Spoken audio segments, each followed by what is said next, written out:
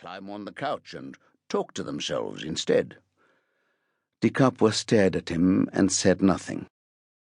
"Where?" Peroni continued. "Found him beached on Tiber Island." "That's a very public place to kill yourself," Peroni replied. "Bang in the centre of Rome. I've never known a suicide there in 30 years. "He probably went in elsewhere," Ticapua said with a shrug of his spotless white jacket. "Rivers flow, remember?" "Time of death?" Peroni asked. "He's dried out nicely now. Shame it's shrunk his suit. That won't do for the funeral." "I don't know. I just walked through the door, like you." The cop glanced at the second corpse. "And this one?" Ticapua picked up his notes. "Ion Diniku, 22 years old. Some small-time Roma crook the garbage disposal people came across in Testaccio." "Small-time Roma crook," Peroni repeated. "It sounds so judgmental." "He lived in that dump of a camp on the way to Ciampino, along with a couple of thousand other gypsies. We got him straight away from the fingerprints." "Oh, yes," Peroni said, smiling. "We printed them all, didn't we? Man, woman, and child, guilty of nothing, except being Roma." "I'm not getting into an argument about politics," Ticapua told him. "Fingerprinting innocent people, taking their mugshots. That's politics?" Peroni wondered. "Don't you have work to do?"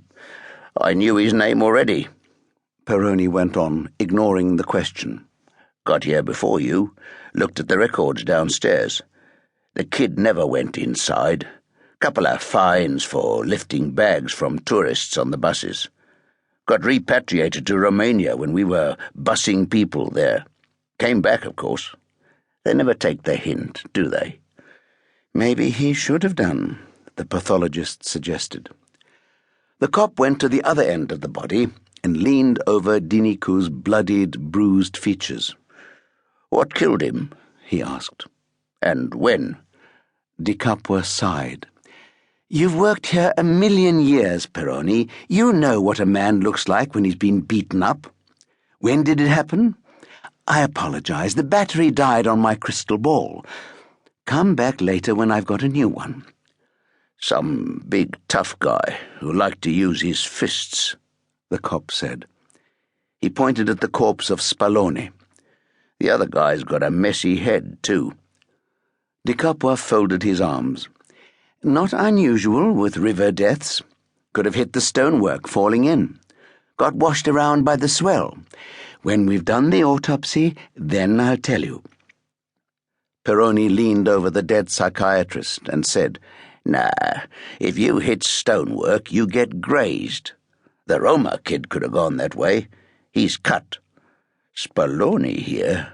He looked more closely. A bell was ringing, but too faintly. "He's bruised, swollen. No blood." "Blunt force trauma," Ticapua said.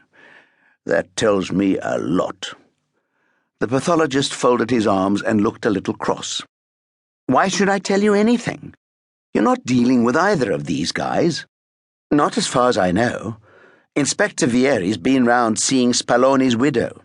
He sent some wet-behind-the-ear agente to wake up the little hood's camp at 7.